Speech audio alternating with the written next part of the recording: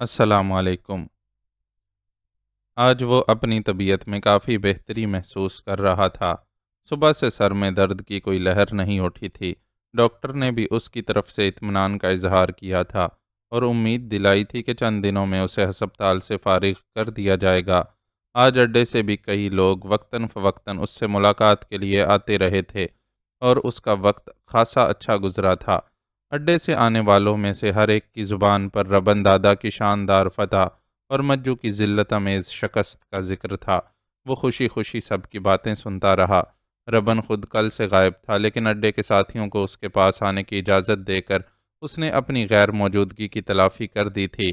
اب بھی ساتھیوں کا ایک گروپ اس سے رخصت ہوا تو رامو اور نانا چلے آئے۔ ہاں بھائی شیر جوان، اب اور کتنے دن تک تیرے کو ہسپتال میں رہنے کا ہے؟ نانا نے اس کے شانے پر ہاتھ مارتے ہوئے بے تکلفی سے پوچھا۔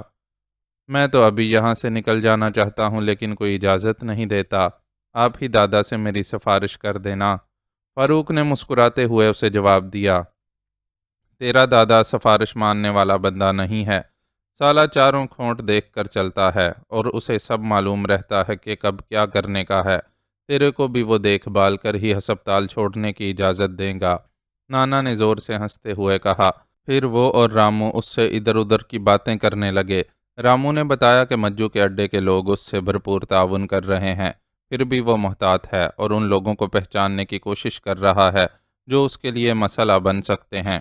گفتگو کے دوران ہی اس بات کا ذکر بھی نکلا کہ مجو کے بعد ربن ولیم کا مزاج پوچھنے کا بھی ارادہ رکھتا تھا، لیکن ولیم کی خوش قسمتی تھی کہ وہ ان دنوں ہندوستان میں نہیں تھا اور بدلتے ہوئے سیاسی حالات کے پیش نظر اپنی فیملی کو واپس انگلستان چھوڑنے گیا ہوا تھا۔ جانے دو نا استاد، انتقام لینا اتنا ضروری بھی نہیں ہے۔ فاروق نے رامو کو مخاطب کر کے اس سے کہا۔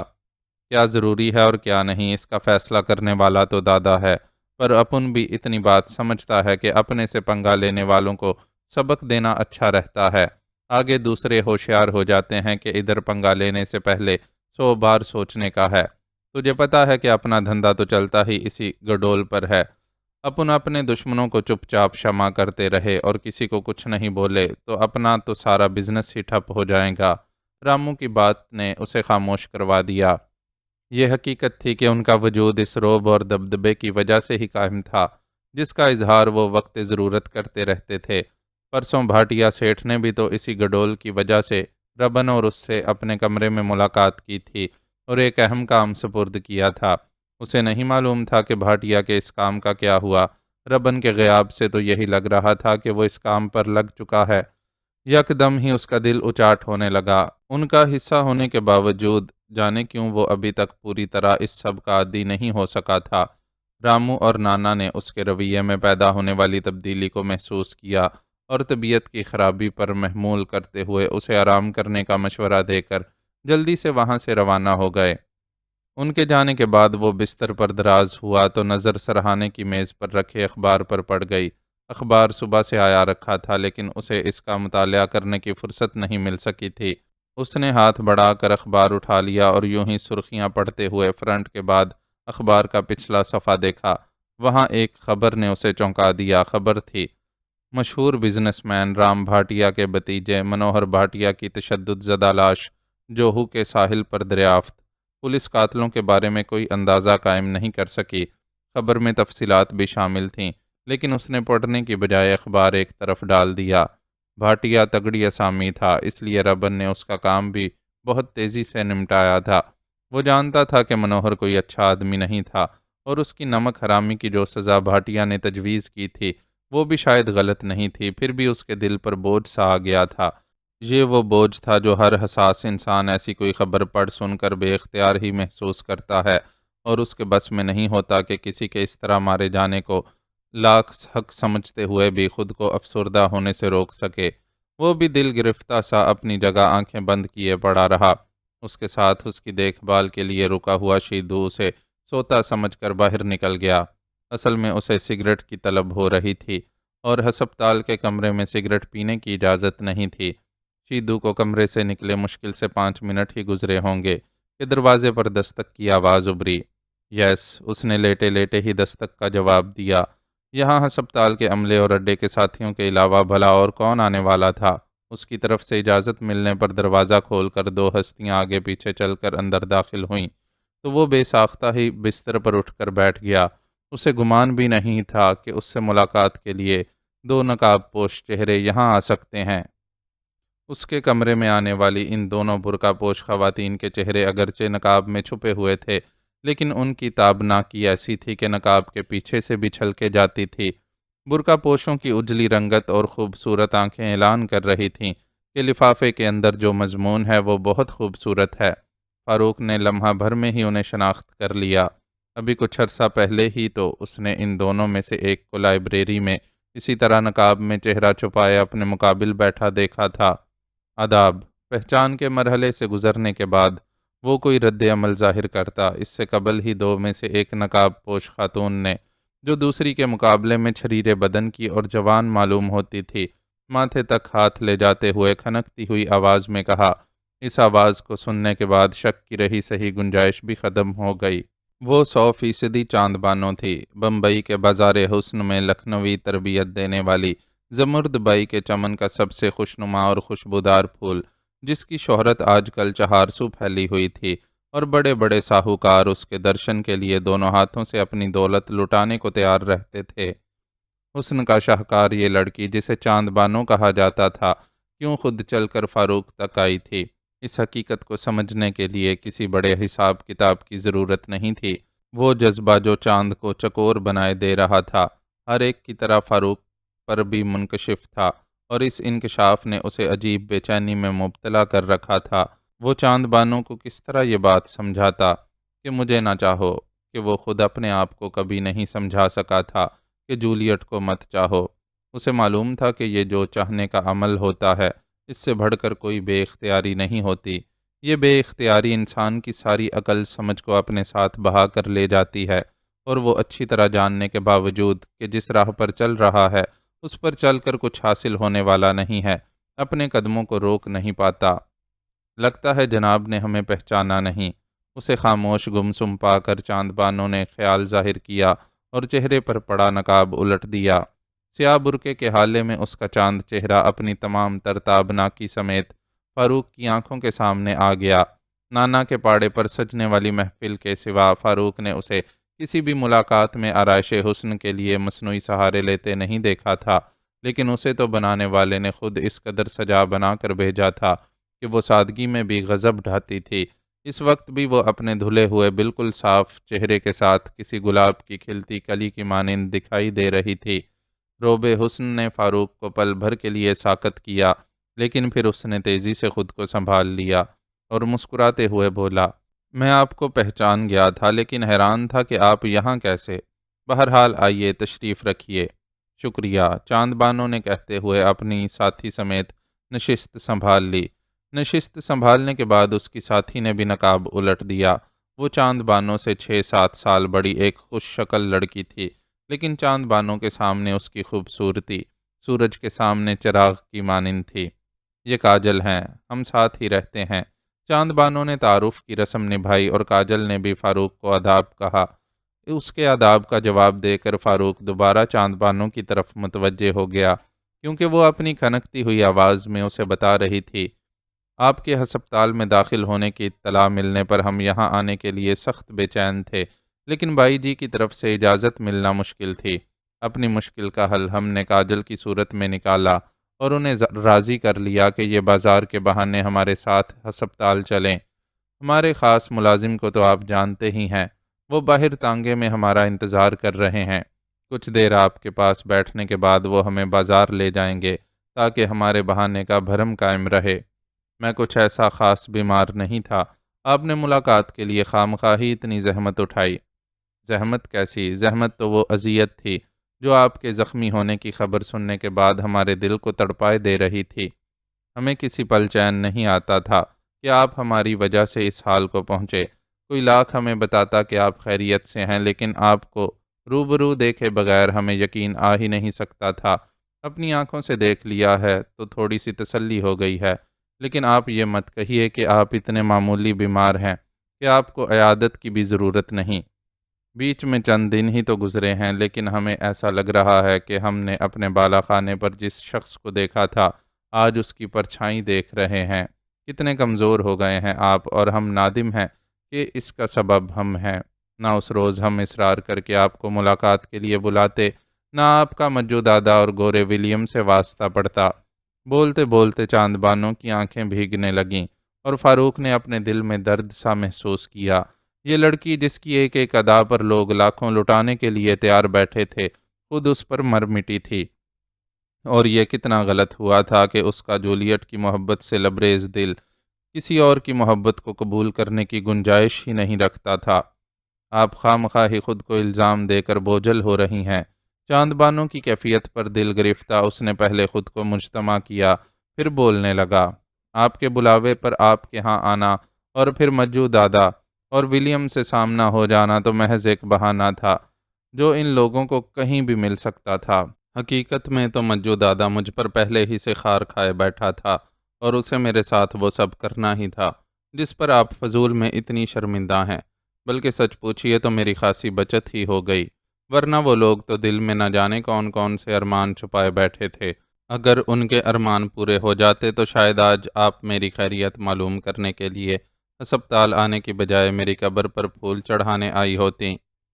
اللہ نہ کرے، یہ کیسی باتیں کر رہے ہیں آپ؟ چاند بانو نے بے ساختہ ہی اپنا دل تھام لیا اور نمناک آنکھوں کے ساتھ اسے ٹوکا۔ واقعی فاروق صاحب، یہ تو آپ کی زیادتی ہے۔ جب کوئی اتنا ٹوٹ کر چاہنے والا سامنے ہو تو اس کے سامنے اپنی موت کا نام لے کر اس کے دل کو تکلیف نہیں دیا کرتے۔ اب تک خاموشی سے چاند بانو کے ساتھ بیٹھی کاجل نے بھی لب کشائی کی اور شکوہ کرنے کے انداز میں بولی، میرا مقصد کسی کو تکلیف دینا نہیں تھا، میں تو بس ایک حقیقت بیان کر رہا تھا۔ فاروق نے بوکھلا کر اپنی صفائی پیش کی، دنیا کا ہر سچ کہنا ضروری نہیں ہوتا۔ حقائق اور سچائیوں کو سب جانتے ہیں، لیکن کچھ پل کے لیے ان سے نظریں چرا کر اپنے جینے کا سامان کر لیتے ہیں۔ جیسے اس پگلی کو اچھی طرح معلوم ہے کہ یہ آپ کو چاہ کر چاند پانے کی تمنا کر رہی ہے، لیکن خود کو روکے بغیر بند آنکھوں سے پیار کی راہ پر چلی جا رہی ہے۔ کاجل کی بات نے فاروق اور چاند بانو دونوں کو ہی نظریں جھکا کر خاموش ہو جانے پر مجبور کر دیا کہ دونوں ہی اپنی اپنی جگہ بے بس تھے اور کوئی کسی کے لیے کچھ نہیں کر سکتا تھا۔ اب ہمیں چلنا چاہیے، خریداری کے لیے بازار بھی جانا ہوگا۔ خاموشی کے ان بوجھل لمحوں کو چاند بانو کی آواز نے توڑا۔ ہاں چلتے ہیں، تم تانگے میں جا کر بیٹھو، میں فاروق صاحب سے کچھ باتیں کر کے ابھی آتی ہوں۔ کاجل نے سنجیدگی سے اسے حکم دیا تو وہ پل بھر کے لیے حیرانی سے ٹھٹکی ضرور، لیکن پھر کوئی سوال کیے بغیر فاروق کو خدا حافظ کہہ کر باہر نکل گئی۔ فاروق اپنی جگہ حیران تھا کہ کاجل کو اس سے تنہائی میں کیا بات کرنی ہے، کیونکہ وہ تو آج پہلی بار ہی اس سے مل رہا تھا، اور پہلی ملاقات میں کسی رازداری کی گنجائش کہاں ہوتی ہے۔ اتنے حیران مت ہو، مجھے آپ سے چاند بانو کے حوالے سے ہی کچھ بات کرنی ہے۔ کاجل نے اس کی حیرانی بھانپ لی اور تدبر سے بولی، جی فرمائیے۔ فاروق بھی ہمتن گوش ہو گیا۔ چاند بانو بہت کم عمر اور ناتجربہ کار لڑکی ہے، اور ستم یہ ہے کہ اتنی نوعمری میں محبت جیسے عذاب میں مبتلا ہو گئی ہے۔ ہماری دنیا کی لڑکیوں کے لیے سچی محبت ایک عذاب ہی تو ہے۔ ہاں، جھوٹ موٹ کی محبتیں ہم جتنی کریں ہمیں اتنا ہی فائدہ دیتی ہیں۔ بائی جی کو چاند بانو کی اس کیفیت پر سخت تشویش ہے۔ انہوں نے دنیا دیکھ رکھی ہے اور خوب جانتی ہیں کہ چاند بانو کس راہ پر چل نکلی ہے۔ چاند بانو سمجھ رہی ہے نا کہ وہ انہیں دھوکہ دے کر آپ سے ملنے کے لیے آئی ہے، تو یقین جانیے کہ وہ بالکل غلط ہے۔ بائی جی کو اچھی طرح علم ہے کہ وہ بہانے سے کیوں باہر نکلی ہے، اور انہوں نے مجھے حکم دیا ہے کہ آپ سے کہوں کہ آپ چاند بانو کو سمجھائیں۔ آپ سمجھائیں گے تو شاید بات اس کی سمجھ میں آ جائے گی، لیکن میں کیا سمجھاؤں؟ فاروق سٹ پٹا سا گیا۔ یہی کہ وہ شراب کے پیچھے بھاگ کر اپنی زندگی خراب نہ کرے۔ جس دن سے آپ کا بالا خانے پر مجو دادا سے جھگڑا ہوا ہے، چاند بانو نے کسی سے ملاقات نہیں کی ہے اور کوئی محفل سجانے پر تیار نہیں ہوئی ہے۔ بات صرف اتنی سی ہوتی تو بھائی جی اسے تھوڑی مہلت دے دیتی اور انتظار کر لیتی کہ وہ خود کو سنبھال لے گی، لیکن مسئلہ یہ ہے کہ ایک مشہور ہدایت کار چاند بانو کو اپنی فلم میں لینا چاہتے ہیں، لیکن وہ راضی ہی نہیں ہوئی، اور بائی جی کو ڈر ہے کہ اس کی ضد کی وجہ سے یہ موقع ہاتھ سے نکل جائے گا، اسی لیے اسے سمجھانے کی ذمہ داری انہوں نے آپ کو سونپی ہے۔ آپ کا کہا وہ ٹال نہیں سکے گی، کاجل نے اس کے سامنے مدعا بیان کیا، لیکن میں اس سے یہ سب کیسے اور کیوں کہوں؟ فاروق بدک سا گیا۔ وہ جس خاندان سے تعلق رکھتا تھا وہاں کسی عورت کا فلمی دنیا میں جانا تو دور کی بات، عورتوں کا فلم دیکھنا بے حد معیوب سمجھا جاتا تھا۔ اس کے خاندان کی کسی عورت نے آج تک سینما گھر کی صورت نہیں دیکھی تھی، اور اس سے کہا جا رہا تھا کہ وہ چاند بانو کو فلموں میں کام کرنے کے لیے راضی کرے۔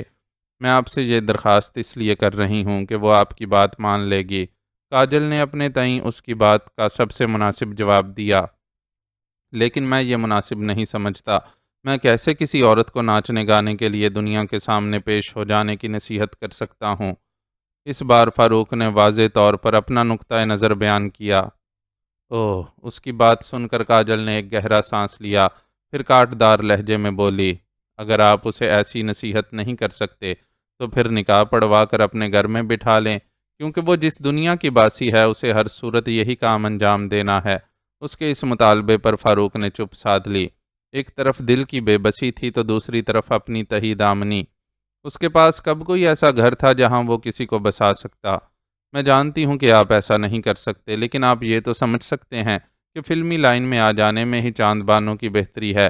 فلموں میں کام کر کے وہ اپنے حسن اور فن کی کمائی تو ضرور کھائے گی، لیکن عزت کو بچا لے گی، اور کسی ایک مرد کی بن کر رہنے کی خواہش مند طوائف زادی کے لیے یہ بھی بہت ہوتا ہے۔ اسے خاموش پا کر کاجل نے اپنا لہجہ نرم کر لیا اور اسے قائل کرنے لگی، مگر وہ متذبذب ہوا۔ میں نے تو سنا ہے کہ فلموں کا ماحول بھی کچھ اچھا نہیں ہوتا۔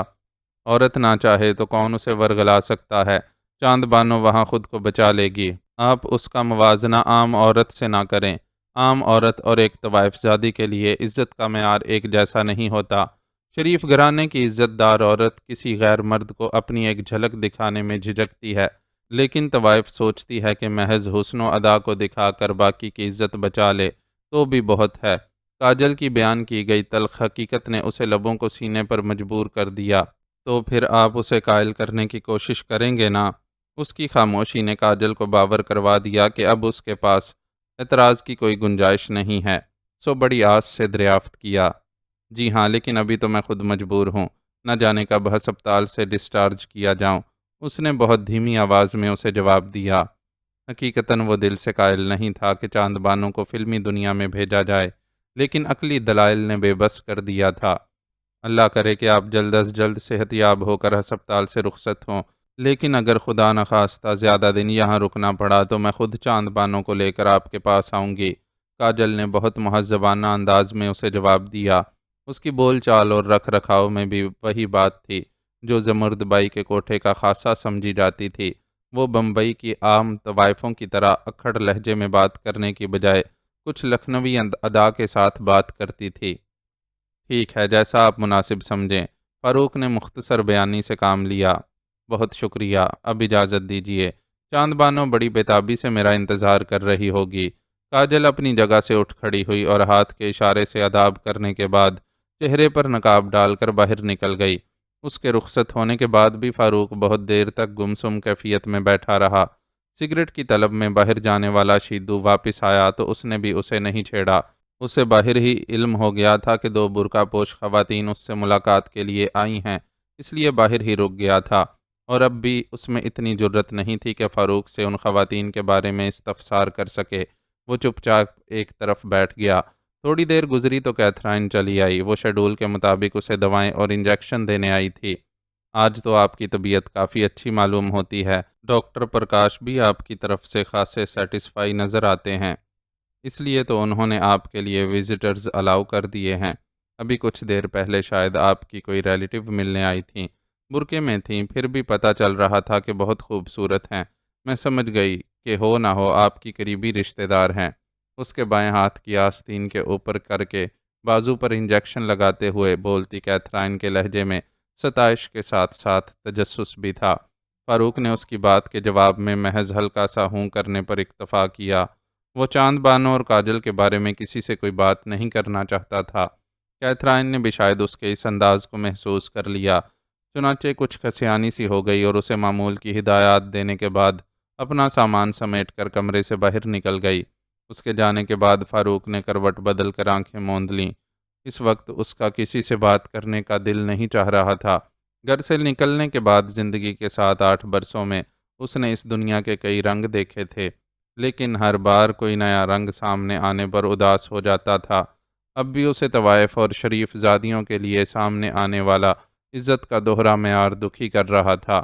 اگر اس کے بس میں ہوتا تو واقعی وہ چاند بانوں کو اپنی چھت کے نیچے عزت کی زندگی گزارنے کا موقع دے دیتا، لیکن بس میں ہی تو کچھ نہیں تھا۔ جولیٹ کے سوا اسے کسی دوسری عورت کی گنجائش ہی نظر نہیں آتی تھی۔ اپنے اور چاند بانوں کے حال پر جلتے کڑتے آخرکار کسی پل اس پر غنودگی چھا گئی۔ دوبارہ آنکھ کھلی تو کمرے میں ربن کی دھیمی آواز سنائی دی۔ وہ اس کے سوئے ہوئے ہونے کا خیال کر کے بہت ہلکی آواز میں شیدو سے اس کی طبیعت کے بارے میں استفسار کر رہا تھا۔ فاروق نے کروٹ بدل کر اس کی طرف دیکھا تو فوراً متوجہ ہو گیا اور پوچھنے لگا، کیسی طبیعت ہے شہزادے؟ ٹھیک ہوں، فاروق نے قدرے بیزاری سے جواب دیا۔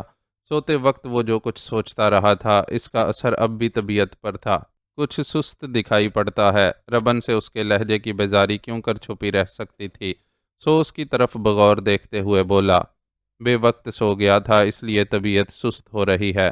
اس نے فوراً خود کو سنبھالا اور بستر پر اٹھ بیٹھا، پھر یکدم ہی نیچے اتر کر کھڑا ہو گیا۔ میں منہ ہاتھ دھو کر آتا ہوں، تو اتنی دیر میں چائے کا بندوبست کر لے۔ اس کا مخاطب شیدو تھا، جو فوراً ہی تابیداری سے حرکت میں آ گیا۔ وہ باتھ روم سے فارغ ہو کر آیا تو ربن کمرے میں اکیلا بیٹھا تھا اور اس کے ماتھے پر سوچ کا جال تھا۔ کیا سوچ رہے ہو دادا؟ اس نے تولیے سے منہ صاف کرتے ہوئے دریافت کیا۔ تیرے ہی بارے میں سوچ رہا تھا۔ میرے بارے میں؟ میرے بارے میں کیا سوچنا ہے؟ ربن کے جواب نے اسے حیران کر دیا۔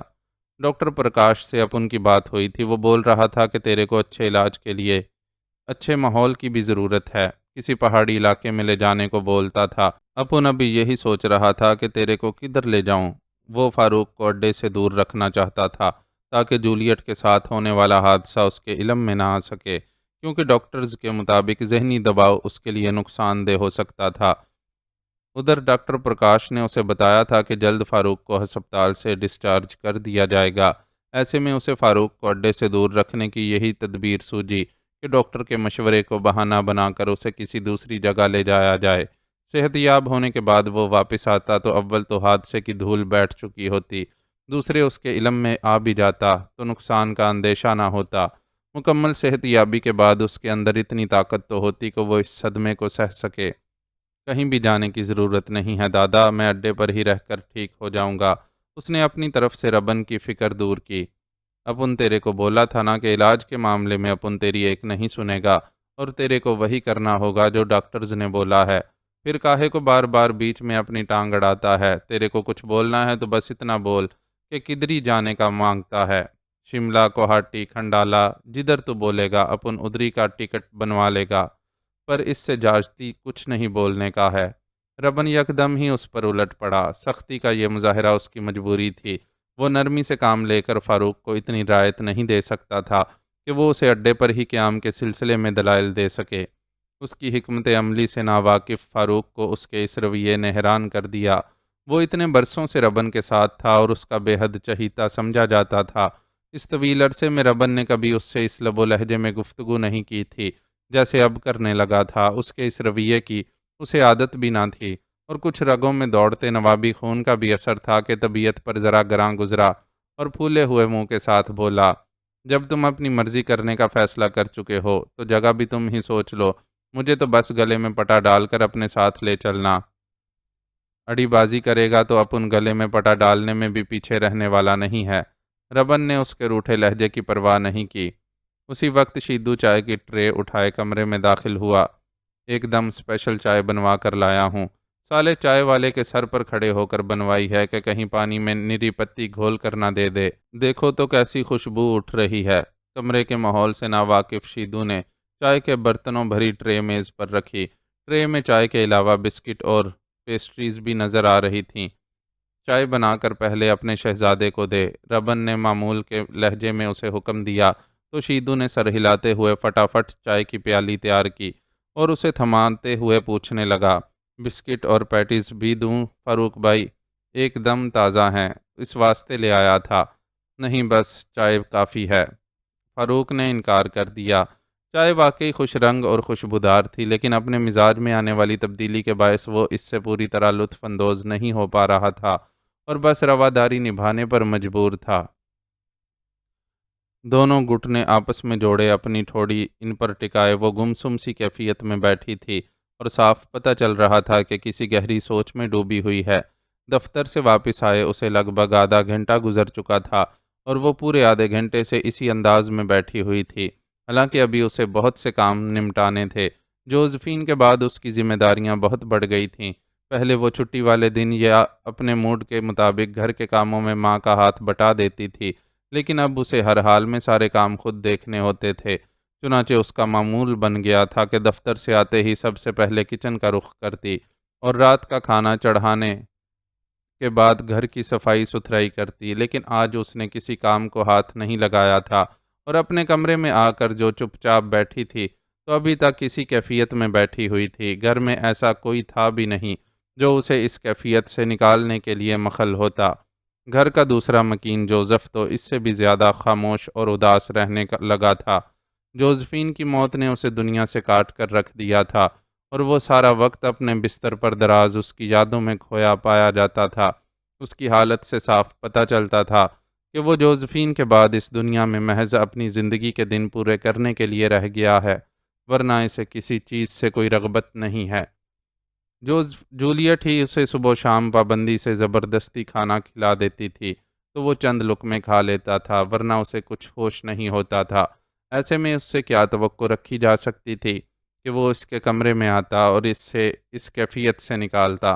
اس کا تو وہ حال ہو گیا تھا کہ ماں کو موت لے گئی تھی اور باپ جیتے جی مر گیا تھا۔ ان حالات میں اپنی زخمی روح کے ساتھ وہ بڑی ہمت سے اپنی زندگی کے سلسلے کو جاری رکھے ہوئے تھی، وہ بھی سینے میں جلتی انتقام کی آگ کے طفیل، ورنہ اب اسے خود بھی زندگی کی اتنی چاہ نہیں رہی تھی۔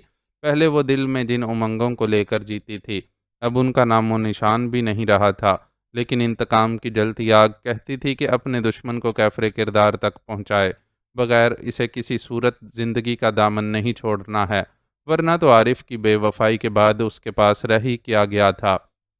اس کے سارے خواب ٹوٹ گئے تھے اور وہ گھر تو پہلے ہی بکھر گیا تھا جہاں وہ اپنے ماں باپ کی محبت کی گھنی چھاؤں میں بڑے سکھ سے رہتی تھی۔ عارف کے دفتر چھوڑ جانے کے بعد بھی اس نے اپنی ملازمت جاری رکھی۔ یہ ملازمت ایک تو اس کے معاشی مسائل کا حل تھی، دوسرے وہ دلدار آغا کے بارے میں بھی باخبر رہ سکتی تھی کہ اس جیسی ہستیوں کے معمولات سے آگاہ رہنا تو اخبار والوں کے پیشے کے تقاضا تھا۔ خود اس نے بھی آج اپنے طور پر اس کے بارے میں جاننے کی ایک کوشش کی تھی۔ اس نے پوسٹ آفس سے ثنا کے گھر کے لیے کال بک کروا کر اس سے بات کی تھی۔ کرنے کو تو وہ دفتر سے بھی اسے فون کر سکتی تھی، لیکن وہاں کھل کر گفتگو کرنا مشکل ہوتا، اس لیے اس نے یہ کال بک کروائی تھی اور مسلسل دعا کرتی رہی تھی کہ اس کی ثنا سے بات ہو جائے، ورنہ اس سے قبل اسے یہ تجربہ بھی ہو چکا تھا کہ اسے ثنا سے بات کرنے کا موقع ہی نہیں دیا جاتا تھا اور ہر بار یہ پیغام ملتا تھا کہ ثنا گھر سے باہر ہے۔ اس بار اس کی دعا رنگ لائی اور ثنا نے اس کی کال ریسیو کر لی۔ وہ یہ جان کر بہت حیران ہوئی کہ اسے فون کرنے والی جولیٹ ہے۔ تم نے مجھے کال کیوں کی جولیٹ؟ تمہیں یہ حماقت نہیں کرنی چاہیے تھی۔ جولیٹ کی آواز سن کر دوستانہ گرم جوشی کا مظاہرہ کرنے کے بجائے اس نے برہم سے لہجے میں اس سے کہا۔ اس کے اس انداز پر جولیٹ کو دھچکا سا لگا اور اس نے مری ہوئی آواز میں اپنی صفائی پیش کی۔ میں نے تمہارا شکریہ ادا کرنے کے لیے کال کی تھی۔ اس کی کوئی ضرورت نہیں تھی۔ میرا جو اخلاقی فرض بنتا تھا وہ میں نے پورا کیا۔ آگے تم اپنی زندگی جس طرح چاہے گزارو، لیکن مجھے بخش دو۔ آغا صاحب کو اگر معلوم ہو گیا کہ صبیحہ کے ذریعے میں نے تمہیں فرار کروایا تھا تو وہ میری زندگی اجیرن کر کے رکھ دیں گے۔ ہماری بھرپور منصوبہ بندی کے باوجود وہ صبیحہ سے بری طرح پیش آئے ہیں، لیکن شکر ہے کہ صبیحہ نے اپنی زبان نہیں کھولی اور میرا نام پوشیدہ رہا، لیکن اگر تم اس طرح مجھے فون کیا کرو گی تو ان کو ضرور شک ہو جائے گا کہ اس سارے معاملے میں میرا بھی کوئی ہاتھ ہے اور میں نے تم سے اپنی دوستی نبھانے کی کوشش کی ہے۔ ثنا خفا خفا سے لہجے میں بولتی چلی گئی تو جولیٹ کو احساس ہوا کہ وہ کیوں اس کی فون کال پر برہم ہے۔ واقعی ایک بیوی کی حیثیت سے اس کی پوزیشن بہت نازک تھی اور حقیقت کھل جانے پر آغا اس کے ساتھ کچھ بھی کر سکتا تھا۔ آئی ایم ویری سوری ثنا، واقعی مجھ سے غلطی ہو گئی۔ مجھے تمہیں کال نہیں کرنی چاہیے تھی، لیکن اب جب کہ میں یہ غلطی کر چکی ہوں تو تم مجھ پر ایک مہربانی اور کرو اور مجھے یہ بتا دو کہ آج کل آغا کہاں ہوتا ہے۔ اس نے وہ سوال کیا جس کے لیے یہ کال کی تھی۔ اصل میں آج کل دفتر میں بھی آغا سے متعلق کوئی خبر نہیں آ رہی تھی، نہ وہ کانگریس کے کسی جلسے جلوس میں شریک نظر آ رہا تھا۔ اگر ایسا ہوتا تو خبروں میں بھی اس کا ذکر ہوتا۔ وہ یورپ گئے ہوئے ہیں، ان کا خیال ہے کہ اپنا بزنس یورپ کے کسی کنٹری میں سیٹ کر لیں، اسی لیے گھوم پھر کر جائزہ لینے گئے ہوئے ہیں۔ لیکن تم کیوں ان کے متعلق پوچھ رہی ہو؟ ثنا نے اس کے سوال کا جواب تو دے دیا، لیکن آخر میں حیرت سے پوچھنے لگی۔ اس کے جواب نے جولیٹ کی الجھن دور کر دی، اور اسے معلوم ہو گیا تھا کہ آج کل آغا خبروں میں کیوں نہیں تھا، اور اس کے آزاد ہونے کے بعد اس نے دوبارہ اس سے رابطہ کرنے یا تنگ کرنے کی کوشش کیوں نہیں کی تھی۔ تم نے بتایا نہیں کہ تم آغا سے متعلق کیوں پوچھ رہی ہو؟ ثنا نے اپنے سوال کو دہرایا۔ سوری ثنا، تم ایک اچھی دوست ہو، اور تم نے اب مجھے اپنے شوہر کی کسٹڈی سے چھڑوا کر دوستی کا حق بھی ادا کر دیا ہے، لیکن میں نہ تو شاید اس احسان کا بدلہ اتار سکتی ہوں اور نہ ہی دوستی کا حق ادا کر سکتی ہوں۔ میری وجہ سے اگر تمہیں کوئی لاس ہو تو اس کے لیے میں پہلے ہی تم سے سوری کہتی ہوں۔ اس نے ثنا کے سوال کے جواب میں یہ جملے کہہ کر فون بند کر دیا، لیکن اس کے بعد خود عجیب سی کیفیات کا شکار ہو گئی تھی۔ یہ احساس بہت تکلیف دہ تھا کہ اس کی زندگی برباد کرنے والا آغا خود مزے سے یورپ میں گھومتا پھر رہا ہے اور وہاں اپنے بزنس کو منتقل کرنے کی تیاری میں ہے۔ بزنس کی منتقلی کے بعد یقیناً وہ خود بھی یورپ شفٹ ہو جاتا اور اس کی پہنچ سے بہت دور نکل جاتا۔ ان حالات میں بہت ضروری ہو گیا تھا کہ وہ جلد از جلد اپنی انتقامی کارروائی انجام دینے کا انتظام کر لے۔ اس کام کے لیے اس کے پاس اتنی بھی مہلت ہوتی کہ آغا یورپ سے واپس آتا اور ہندوستان میں اپنا بزنس وائنڈ اپ کرتا۔ اس مختصر مدت میں اپنا کام انجام دینے کے لیے اول تو اس کا آغا کی ہندوستان واپسی سے آگاہ رہنا بہت ضروری تھا، دوسرے اسے کوئی ہتھیار حاصل کرنا تھا، ایسا ہتھیار جس کا پہلا ہی وار کاری ثابت ہو اور آغا کو بچنے کی مہلت نہ ملے۔ ایسے ہتھیار کے حصول کے لیے اسے جو راہ نظر آ رہی تھی اس پر فاروق کا چہرہ ہی سامنے تھا۔ اسے اندازہ تھا کہ صبح شام اس کے انتظار میں کھڑے ہونے والے فاروق کی نگاہوں میں اس کے لیے پسندیدگی تھی۔ وہ اس پسندیدگی کا فائدہ اٹھا کر فاروق سے اپنے مطلب کے کسی ہتھیار کا مطالبہ کر سکتی تھی، لیکن آج کل تو فاروق بھی اسے نظر نہیں آ رہا تھا۔ شاید اس کے اغوا کے بعد وہ بھی اپنی پسند سے دستبردار ہو گیا تھا۔ جولی، جولی، کدھر ہے تو؟ کتنا اندھیرا کر رکھا ہے گھر میں؟ وہ جانے کب تک اپنے خیالات میں ڈوبی بیٹھی رہتی کہ لولیتا موسی کی آواز نے اسے چونکایا۔ آوازیں دیتی ہوئی وہ اس کے کمرے تک پہنچ گئی تھی اور خود ہی بتی روشن کر دی تھی۔ کیا بات ہے، تو ایسے چپ چاپ اندھیرے میں کیوں بیٹھی ہوئی تھی؟ اچانک روشنی آنکھوں پر پڑنے کی وجہ سے اس نے اپنے دونوں ہاتھ آنکھوں پر رکھے تو موسی نے پرتجسس لہجے میں دریافت کیا۔ اغوا والے واقعے کے بعد وہ محلے کی خواتین کے لیے ایک پرتجسس کردار ہی بن کر رہ گئی تھی، جس سے وہ کوئی نہ کوئی کہانی سننے کی منتظر رہتی تھیں۔ بس ایسے ہی موسی ذرا تھک گئی تھی تو لیٹ گئی اور نیند آ گئی۔ ابھی تمہاری آواز دینے پر ہی آنکھ کھلی ہے، اس نے بہانہ بنایا اور فوراً ہی اپنی جگہ سے کھڑے ہوتے ہوئے بولی۔ اچھا ہوا تم نے مجھے جگا دیا، مجھے ڈیڈ کے لیے ڈنر بھی تیار کرنا تھا۔ وہ یہاں فارغ بیٹھ کر موسی کے سوال جواب کا سامنا کرنے کے لیے تیار نہیں تھی۔ چل میں تیرا ہاتھ بٹا دیتی ہوں، گھر والے تو سارے میری نند کی بیٹی کے بیاہ میں گئے ہوئے ہیں، میری طبیعت ٹھیک نہیں تھی اس لیے میں گھر پر ہی رک گئی تھی، پر اکیلے گھر میں من گھبرانے لگا تو تیرے پاس چلی آئی۔ موسی کے جواب نے اسے بتایا کہ وہ اتنی جلدی وہاں سے ٹلنے والی نہیں ہے۔ اسے یہ بھی علم تھا کہ موسی طبیعت کی خرابی کی وجہ سے نہیں بلکہ اپنی نند سے پرخاش کے باعث اس کی بیٹی کے بیاہ میں نہیں گئی تھی۔ یہاں محلے میں اس طرح کی کہانیاں عام تھیں اور سبھی ایک دوسرے کے ان حالات سے واقف تھے۔ وہ ایک گہرا سانس لیتے ہوئے کچن کی طرف بڑھ گئی۔ موسی اس کے پیچھے پیچھے تھی۔ اس نے مونگ کی دال پکانے کے لیے نکالی تو موسی نے اسے مونگ کی دال پکانے کے دسیوں طریقے ایک سانس میں بتا ڈالے۔ وہ خاموشی سے سنتی ہوئی اپنا کام نمٹاتی رہی۔ بڑا بوجھ آ گیا ہے تجھ پر، کمانے بھی جانا ہے اور چولہا چکی بھی سنبھالنی ہے۔ بڑا من دکھتا ہے تیری اس حالت پر۔ کیسا اچھا جیون بتا رہی تھی تو اپنے ماتا پتا کے سنگ، پر ایک دم سے سب کچھ ختم ہو گیا۔ جوزف بیچارہ تو بالکل ہی ٹوٹ گیا ہے۔ آس پڑوس والوں نے ہی تیری ماں کا کریا کرم کیا، ورنہ اسے کہاں کسی بات کا ہوش تھا۔ ادھر اڈے والوں نے تو بہت ہی ساتھ دیا، سارا خرچہ بھی اٹھایا اور ان کے بندے بھی آتے جاتے رہے، حالانکہ ان کے تو اپنے سو جھمیلے ہیں۔ اب بھی سنا ہے کہ دادا کا سب سے لاڈلا گرگا زخمی ہو کر ہسپتال میں پڑا ہے۔ فاروق نام لے رہے تھے اس لڑکے کا لوگ۔ سنا ہے سر پر چوٹ آئی ہے، بڑا انگریز ڈاکٹر علاج کر رہا ہے اس کا۔ باتوں ہی باتوں میں لولیتا موسی اسے بڑے کام کی بات بتا گئی۔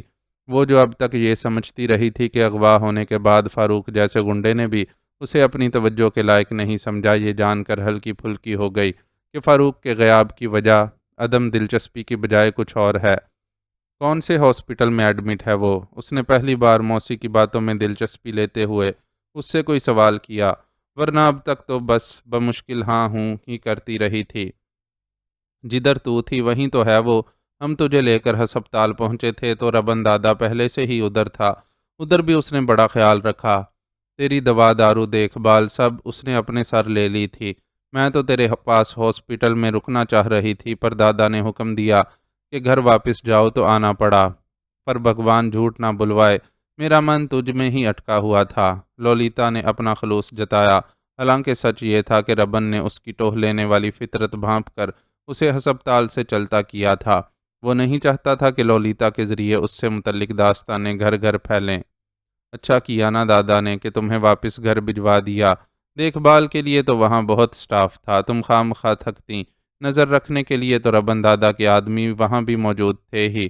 جولیٹ نے نرمی سے اسے جواب دیتے ہوئے دال میں چمچ چلایا۔ ہاں یہ تو ہے، میری مان تو کسی دن جا کر ربن دادا کو دھنیہ واد بول دینا، ایسے لوگوں سے بنا کر رکھنے میں فائدہ رہتا ہے۔ تو ہے بھی اکیلی ناری، باپ تو تیرا بس نام کو رہ گیا ہے، اسے تو اپنا ہی ہوش نہیں رہا، تیرا خیال کہاں سے کرے گا؟ ٹھیک ہے موسی، میں کسی دن جاؤں گی وہاں۔ لولیتا کا مشورہ اس کے دل کو لگا اور سوچنے لگی کہ موقع دیکھ کر دفتر سے واپسی میں ہسپتال کا چکر لگا لے گی تو اس بہانے فاروق کی عیادت بھی ہو جائے گی اور ربن دادا کا شکریہ بھی ادا کر دے گی۔ عیادت کی یہ رسم اسے یہ موقع فراہم کر سکتی تھی کہ وہ فاروق سے کسی ہتھیار کی فرمائش کر سکے۔ میری مان تو اب تو گھر بسا لے جولی۔ وہ لڑکا کیا نام ہے اس کا؟ ہاں عارف، تیری ماں نے بتایا تھا کہ تیرا اس سے بیاہ ہونے والا ہے، تو اس سے کہہ کہ وہ جلدی تجھ سے شادی کر لے۔ بیاہ کے بعد تم دونوں پتی پتنی مل کر بھی اس کے سارے مسئلے حل کر سکتے ہو۔ پتی پتنی کا ایک دوسرے پر ادھیکار ہوتا ہے۔ تو اپنی کمائی سے اس کی بہنوں کا دہیج تیار کر دے گی تو اس میں کوئی برائی تھوڑی ہے۔ لولیتا اسے اب ایک نیا مشورہ دے رہی تھی۔ جولیٹ کو اندازہ ہوا کہ اس کی ماں جوزفین نے محلے والیوں کو اچھا خاصا حالات سے باخبر رکھا ہوا تھا۔ اصل میں محلے کا ماحول ہی کچھ ایسا تھا۔ عورتیں دن کا بیشتر حصہ ایک دوسرے کے گھر آنے جانے اور گلی میں کھڑے ہو کر باتیں کرنے میں گزارتی تھیں، اس لیے ایک دوسرے کے حالات سے بھی پوری طرح واقف تھیں۔ جوزفین کو کسی کے گھر جانے یا گلی میں دروازے پر کھڑے ہونے کی تو عادت نہیں تھی، لیکن گھر پر عورتوں کا آنا جانا لگا رہتا تھا۔ یقیناً عارف کو ان کے گھر آتے جاتے دیکھ کر عورتوں میں سے کسی نے اس کے بارے میں استفسار کیا ہوگا اور جوزفین نے اس کے بارے میں سب بتا دیا ہوگا، لیکن یہ سب تو اب ماضی کا حصہ بن چکا تھا اور عارف اس کی زندگی سے نکل گیا تھا۔ تم بالکل ٹھیک کہتی ہو موسی، لیکن عارف نہیں مانتا۔ اصل میں اس کی ماں کو ڈر ہے کہ شادی کے بعد وہ بدل جائے گا، اس لیے وہ بیٹیوں سے پہلے اس کی شادی نہیں کرنا چاہتی۔ وہ اپنے ٹھکرائے جانے سے متعلق تو موسیٰ کو آگاہ نہیں کر سکتی تھی، اس لیے بہانہ بنا گئی۔ تو عارف اور اس کی ماں کو مجھ سے ملوانا، میں انہیں بتاؤں گی کہ ہماری جولیٹ کتنی اچھی لڑکی ہے اور ایسی لڑکی کے پتی کبھی اپنے گھر والوں سے نہیں بدلتے۔ موسی نے اس سے پیار جتایا۔ نہیں موسی، رہنے دو، اس کی ضرورت نہیں۔ اب تو میں خود بھی جلدی شادی نہیں کرنا چاہتی۔ میری شادی ہو گئی تو ڈیڈ کا خیال کون رکھے گا؟ اچھا ہے پہلے عارف اپنی بہنوں کی شادی کر لے، پھر ہم شادی کر کے ڈیڈ کو بھی اپنے ساتھ ہی رکھ لیں گے۔ دل پر بہت جبر کر کے اس نے لولیتا کو ایسے بہانے سے ٹالا جو کبھی اس کی اور عارف کی منصوبہ بندی کا حقیقی حصہ ہوتا تھا۔ یہی تو سوچا تھا انہوں نے کہ اپنے اپنے ماں باپ کے ساتھ ایک مشترکہ گھر میں مل جل کر رہیں گے، لیکن وہ گھر بننے سے پہلے ہی کسی کانچ کے برتن کی طرح ٹوٹ گیا تھا۔ کہہ تو بھی ٹھیک رہی ہے، بہنوں کو بیاہنے کے بعد عارف جوزف کو اپنے ساتھ رکھنے پر راضی ہو جائے گا۔ جوان بہنوں کے گھر میں ہوتے ہوئے تو کبھی وہ غیر مرد کو ساتھ رکھنے والا نہیں ہے۔ ان مسلوں کے ہاں پردے کا بھی تو بڑا چکر ہے، خود چاہے کہیں بھی دندناتے پھریں لیکن اپنے گھر کی عورتوں کو کسی دوسرے مرد کے سامنے نہیں آنے دیتے۔ موسی نے اپنی مرضی کا نتیجہ اخذ کرتے ہوئے تبصرہ کیا تو جولیٹ کی آنکھیں جلنے لگیں۔ برداشت کرنا مشکل ہونے لگا تو ٹوکری سے ایک پیاز نکال کر کاٹنے لگی۔ جلتی آنکھوں سے نکل کر بہتے آنسوؤں کا کوئی جواز بھی تو فراہم کرنا تھا۔ کاجل نے کمرے میں جھانک کر دیکھا، ہلکے سبز رنگ کے چوڑی دار پاجامے اور کرتے میں ملبوس سرخ رنگ کا چنا ہوا دوپٹہ دائیں شانے پر بے پرواہی سے ڈالے چاند بانو ستار تھامے بیٹھی ہوئی تھی۔ اس کی آنکھیں بند تھیں اور انگلیاں بہت آہستگی سے ستار کے تاروں کو چھیڑ رہی تھیں۔ گلابوں کا رنگ چرائے ہونٹ بھی متحرک تھے، لیکن وہ جو کچھ گا رہی تھی اتنی آہستہ آواز میں گا رہی تھی کہ چند قدموں کے فاصلے پر کمرے کے دروازے پر کھڑی کاجل کو بھی سنائی نہیں دے رہا تھا۔ وہ دبے قدموں سے چلتی چاند بانو کے قریب آ بیٹھی۔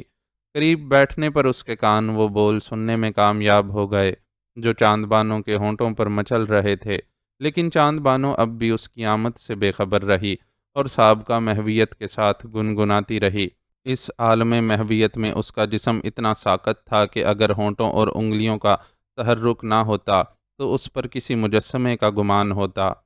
کاجل نے کچھ دیر تو اس کی محویت میں دخل نہ دیا، لیکن پھر اسے اپنی طرف متوجہ کرنے کے لیے ستار کے ایک تار کو قدرے زور سے چھیڑا۔ دھن بگڑی تو اس نے چونک کر آنکھ کھولی۔ اچھا تو یہ آپ ہیں؟ کاجل کو نظروں کے سامنے پا کر وہ مسکرائی۔ جی ہاں، اتنی دیر سے آ کر بیٹھی ہوں، لیکن تمہیں اپنی محویت میں کچھ ہوش ہی نہیں تھا، مجبوراً مجھے دخل اندازی کرنا پڑی۔ اس گیت کے بول ہی ہیں اتنے خوبصورت کہ ہم جب بھی ہونٹوں پر لائیں ایسے ہی محو ہو جاتے ہیں۔ اس نے بڑی معصومیت سے کاجل کے شکوے کا جواب دیا۔ ٹھیک کہتی ہو، بول بھی خوبصورت ہیں اور اسے گایا بھی خوب گیا ہے، لیکن تمہاری آواز میں تو یہ اور بھی اچھا لگ رہا ہے۔ اللہ نے تمہیں بڑا رسیلا گلا دیا ہے۔ حسن اور آواز کا ایسا میل بہت کم دیکھنے میں آتا ہے۔ اب اس گیت کو گانے والی ہی کو دیکھ لو کہ کیسی معمولی شکل کی ہے، کہ اخبار میں چھپا فوٹو دیکھ کر دل مان ہی نہیں رہا تھا کہ اتنا پیارا گیت گانے والی یہی ہوگی۔ لیکن فلم کی ہیروئن پر اس کی آواز کیسی جچ رہی تھی۔ حالانکہ سنا ہے کہ اس ہیروئن کی اپنی آواز اتنی بدی ہے کہ کسی اور کی آواز میں ڈبنگ کروانی پڑتی ہے۔ اس کے چہرے کو بڑے پیار سے دیکھتے ہوئے کاجل نے اپنی رائے دی۔ یہ تو بنانے والے کی اپنی مرضی ہے، وہ جسے جو چاہے دے دیتا ہے۔ چاند بانو نے نہایت انکساری سے جوابی تبصرہ کیا۔ یہ بات تو اپنی جگہ ہے، پر جنہیں اتنا نوازا گیا ہو انہیں ناشکری نہیں کرنی چاہیے۔ ہم نے کب کبھی ایسا کیا ہے؟ کاجل کے ٹوکنے پر وہ نظریں چرا گئی۔ یہ ناشکری نہیں تو اور کیا ہے کہ اتنا بڑا ڈائریکٹر خود چل کر یہاں تک آیا، لیکن تم اس کی پیشکش قبول کرنے کے لیے تیار ہی نہیں ہو۔ تم جیسا حسین چہرہ اور آواز رکھنے والی تو فلمی دنیا میں قدم رکھتے ہی تہلکہ مچا دے گی۔ کاجل نے اسے سمجھانے کی کوشش کی۔ ہمیں بالکل شوق نہیں ہے تہلکہ مچانے کا۔ ہم اپنی جگہ خوش ہیں، بلکہ سچ پوچھیں تو ہمارا دل چاہتا ہے کہ کسی ویرانے میں سب سے چھپ کر اکیلے جا بیٹھیں اور کسی کی تصویر آنکھوں میں سجائے ساری زندگی بتا دیں۔ اس کا لہجہ بڑا حسرت ناک تھا۔ کیا فائدہ ایسی دیوانگی کا چاند بانو؟ مت کرو خود پر ظلم، یہ عشق تمہیں اندر سے کھوکھلا کر دے گا۔ کاجل نے دکھی لہجے میں اسے سمجھایا۔ عشق کہاں کھوکھلا کرتا ہے، یہ تو انسان کی روح کو ہرا بھرا کر دیتا ہے۔ ہم اپنے دل کو جس خوشبو سے مہکا پاتے ہیں اس کی تو پہلے ہمیں خبر ہی نہیں تھی۔ اپنے آپ میں گم اس کے ہونٹوں پر بڑی معصوم سی مسکراہٹ تھی۔ یہی شراب تو آدمی کو مار ڈالتا ہے، اور میں تمہیں ایسے تباہ ہوتے نہیں دیکھ سکتی۔ کاجل کی آنکھوں میں آنسو چمکنے لگے۔ آپ کے خیال میں فلمی لائن میں جا کر ہم بہت آباد ہو جائیں گے؟ چاند بانو نے اس بار ذرا تیکھے لہجے میں اس سے سوال کیا۔ کم سے کم تمہیں اس ماحول سے نکلنے کا موقع تو مل جائے گا۔ یہاں رہ کر محفلیں آباد کرنے سے بہتر ہے کہ تم فلمی لائن میں چلی جاؤ، ورنہ یہاں تمہارے ساتھ بہت برا ہوگا۔ بھائی جی ہمیشہ تمہارے انکار کو خاطر میں لانے والی نہیں ہے۔ تم نے زیادہ ضد کی تو وہ تمہارا کسی دولت مند سیٹ سے سودا کر کے دام کھڑے کر لیں گی۔ کاجل نے اسے ڈرایا۔ نہیں، وہ ہمارے ساتھ ایسا نہیں کر سکتی۔ چاند بانو نے بڑی شدت سے سر کو دائیں بائیں نفی میں جنبش دیتے ہوئے اسے جھٹلایا، لیکن اس کے اندر سے ایک خوفزدہ آواز نے اسے للکارا۔ ایسا کیوں نہیں ہو سکتا چاند بانو؟ یہ کوٹھا ہے اور یہاں دن رات انسانی جسموں کے سودے ہوتے ہیں۔ کیا تمہیں اس سنی سنائی پر مان ہے کہ تم زمرد بائی کی بیٹی ہو؟ تو یہ کون سی انوکھی بات ہے؟ صدیوں سے اس بازار میں مائیں بیٹیوں کا سودا کر کے دام کھڑے کرتی رہی ہیں۔ اگر تمہاری ماں نے بھی ایسا کچھ کر لیا تو کیا انوکھا ہوگا؟ اور پھر یہ بھی تو پکی بات نہیں ہے کہ تم سچ مچ زمرد بائی کی بیٹی ہو ہو سکتا ہے کہ اس کے قول کے مطابق تم اس کی بہن ہی ہو، اور کوٹھوں پر بہنوں کی رگوں میں ایک خون ہونا ذرا مشکل ہی ہوا کرتا ہے، اس لیے کسی فیصلہ کن گڑی میں خون کے جوش مارنے کے امکانات بھی ذرا کم ہی ہیں۔ اپنے اندر کی اس آواز نے اسے کچھ ایسا دہشت زدہ کیا کہ اس کے چہرے کی رنگت زرد پڑ گئی۔ کیوں، کیا ہوا؟ تمہارا رنگ کیوں پیلا پڑ گیا؟ اپنے کہنے پر خود ہی یقین نہیں ہے نا؟ کاجل نے مسکرا کر چیلنج کرنے والے انداز میں اس سے دریافت کیا۔ تو پھر ہم کیا کریں؟ چاند بانو نے بے بس سے انداز میں اس سے دریافت کیا۔ میرا مشورہ مان لو اور فلم والوں کو ہاں کر دو۔ کاجل نے اپنی بات پر اصرار کیا۔ ہم ان کے سوا کسی کو دکھائی اور سنائی دینا نہیں چاہتے۔ اس نے حیا سے پلکیں جھکا کر اپنی بے بسی کا اظہار کیا، تو اس پل کاجل کو وہ ہمیشہ سے بھی بہت بڑھ کر حسین لگی۔ اس وقت گویا وہ زمین کی مخلوق ہی نہیں لگ رہی تھی، وہ تو کوئی آسمانی حور تھی جو آسمان سے اتر کر زمین پر چلی آئی تھی۔ فاروق صاحب کتنے خوش نصیب ہیں، کاش انہیں اس بات کا اندازہ ہوتا۔ کاجل بے ساختہ ہی بول اٹھی۔ خوش قسمت تو ہم ہیں کہ ہمیں ان سے ملاقات نصیب ہوئی۔ وہاں عشق اپنے پورے جوبن پر تھا۔ تم تو بالکل پگلی ہو چاند بانو، ایک زمانہ تم پر فدا ہے، بڑے سے بڑا سیٹھ اور افسر تمہاری ایک دید کو بے چین رہتا ہے، اور تم ہو کہ اپنی قدر و قیمت بھلائے فاروق صاحب پر مرمٹی ہو۔ عشق کا اصل لطف ہی مرمٹنے میں ہے۔ اس کے لہجے میں عجب خماری تھی۔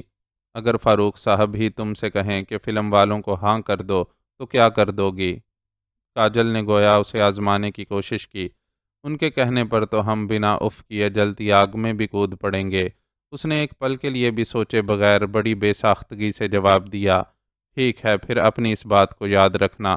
ابھی تو فاروق صاحب ہسپتال میں ہی ہوں گے، کل ہی چلتے ہیں ان سے ملاقات کے لیے۔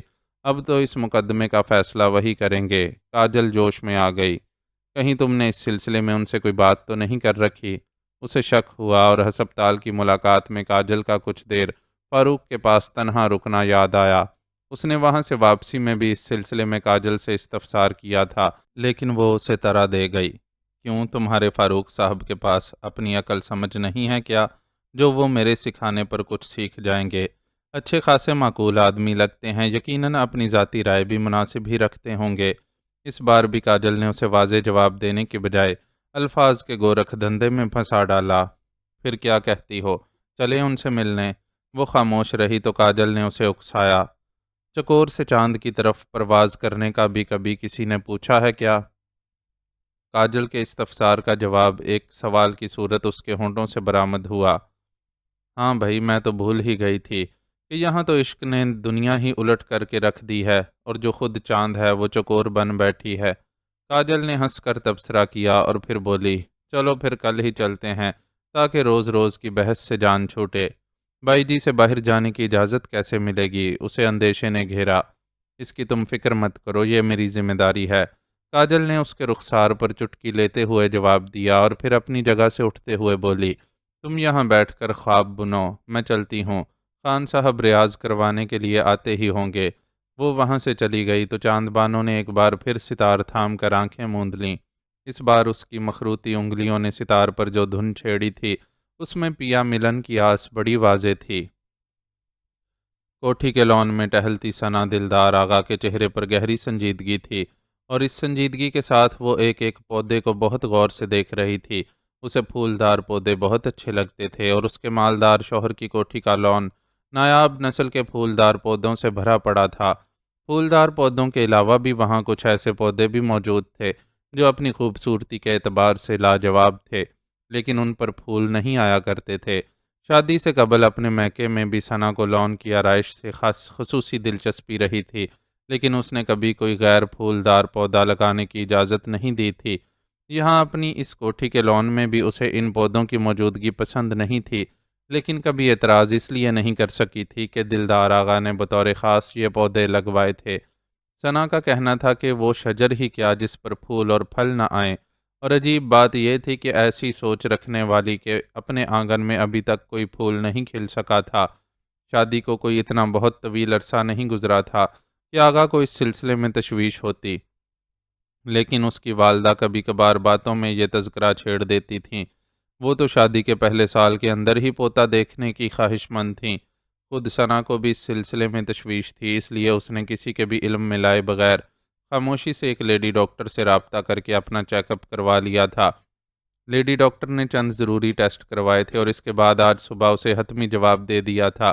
اس کے مطابق ثنا میں ماں بننے کی صلاحیت نہیں تھی اور اس بات کا امکان بھی بہت ہی کم تھا کہ وہ علاج معالجے کے بعد کبھی ماں بن سکے۔ اپنے بانجھ ہونے کا سن کر ثنا کو سخت صدمہ ہوا تھا اور یہ حقیقت برداشت کرنا بہت مشکل لگ رہا تھا کہ وہ ایک بے پھل و پھول کا شجر ہے۔ اس وقت وہ اپنے آپ کو دنیا کی سب سے غریب عورت تصور کر رہی تھی، جس کا دل پہلے ہی اجڑا ہوا تھا اور اب گود کی ویرانی کی بھی خبر مل گئی تھی۔ ایک طرح سے وہ شدید غم و غصے کا شکار قدرت سے اس کی بے انصافی کا شکوہ کر رہی تھی، جس نے اسے ایسی تقدیر عطا کی کہ پہلے وہ طبقاتی فرق کی وجہ سے اپنی پسند عارف کو نہ اپنا سکی اور اب اپنے ادھورے پن کی خبر بھی سننی پڑی تھی۔ یہ خبر اس کے تن بدن کو جھلسا رہی تھی اور بس نہ چلتا تھا کہ دنیا کو آگ لگا دے۔ کتنے لوگ ہوں گے جو میری قسمت پر رشک کرتے ہوں گے، میں جو سونے کا چمچہ منہ میں لے کر پیدا ہوئی تھی اور پھر ملک کی ایک ممتاز شخصیت سے بیاہی گئی، لوگوں کی نظر میں قابل رشک ہوں گی، لیکن کوئی مجھ سے پوچھے کہ میں اندر تک کتنی اجڑی ہوئی ہوں اور ویران عورت ہوں۔ خاموش ہونٹوں اور خشک آنکھوں سے وہ اپنے غموں پر ماتم کنا تھی کہ کھل کر ماتم کرنا بھی اس کے مفاد میں نہیں تھا۔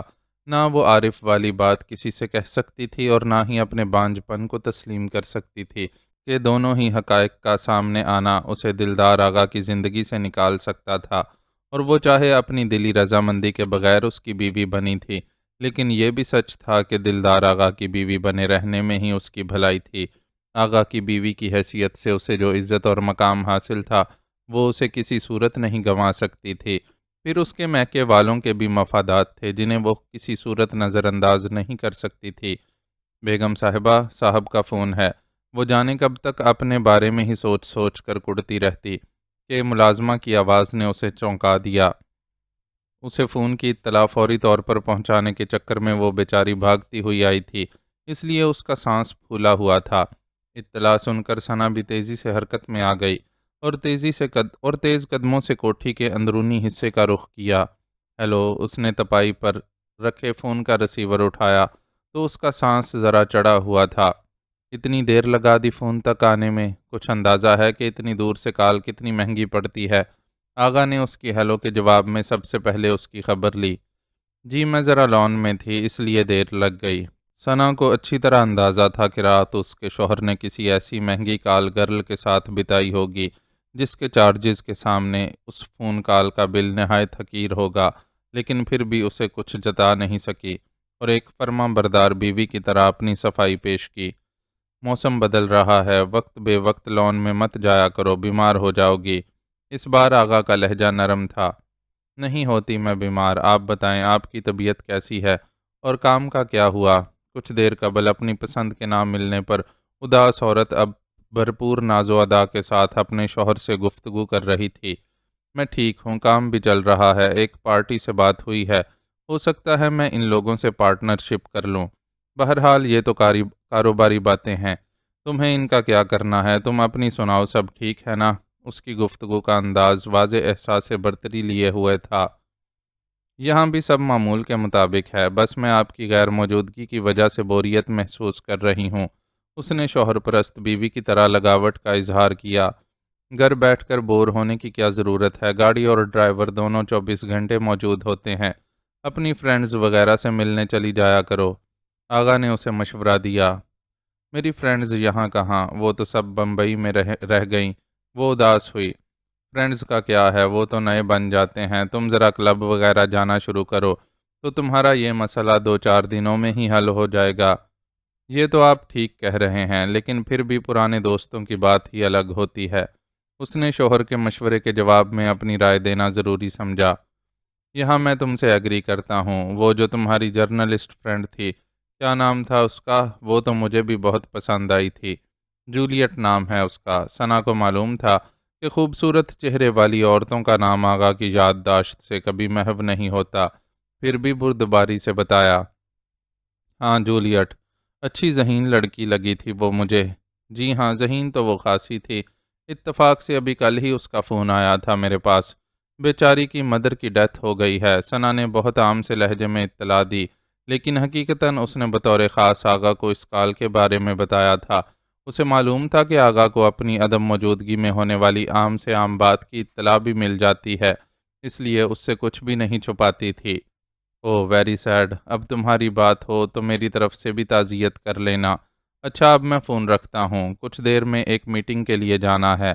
آغا نے عجلت میں کال منقطع کر دی تو ثنا نے بھی ایک تلخ مسکراہٹ کے ساتھ ریسیور کریڈل پر ڈال دیا۔ معزز ناظرین و سامعین، لائک، کمنٹس اور شیئر ضرور کریں۔ شکریہ۔